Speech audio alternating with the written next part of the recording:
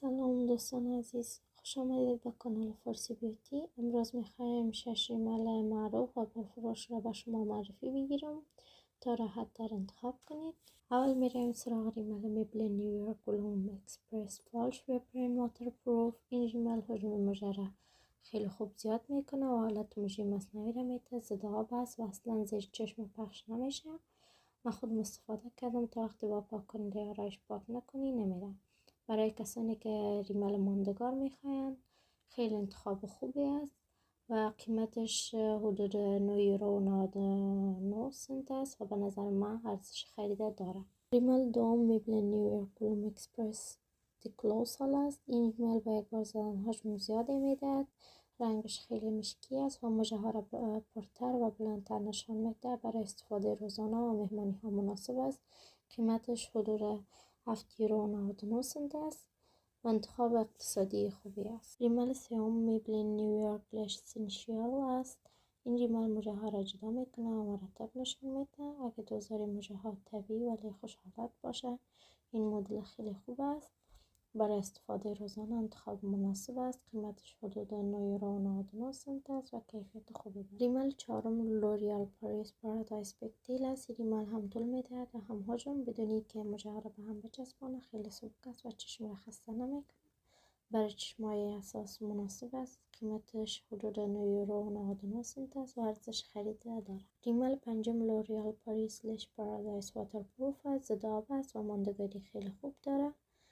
موژه ها را پر و بلند نشان میده و پخش نمیشه. برای کسانی که ریملشان زود میریزد خیلی خوب است. قیمتش حدود 11 یورو و 99 سنت است. ریمل ششم و آخرین ریمل لوریال پاریس فالس لش است. این ریمل برای کسانی مناسب است که موژه های خیلی حجم دوست دارن. ظاهر موژه ها را دراماتیک نشان میده.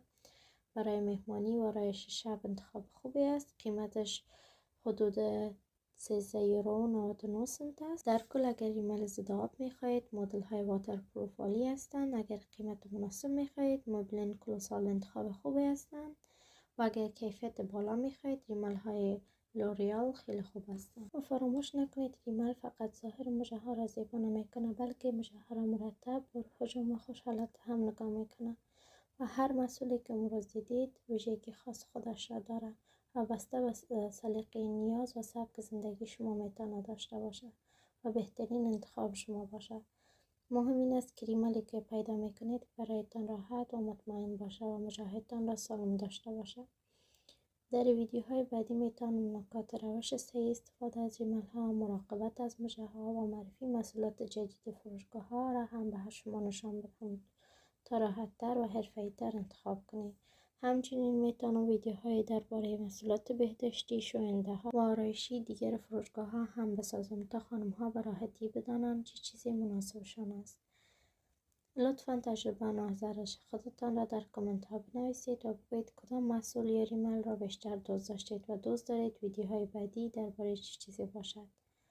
اگر این ویدیو برایتان مفید بود فراموش نکنید که لایک کنید، کانال را سابسکرایب کنید و زنگوله اعلان را روشن کنید تا هیچ ویدیو بعدی را از دست ندهید. ممنون که همراه ما بودید و تا ویدیو بعدی خدا نگهدار.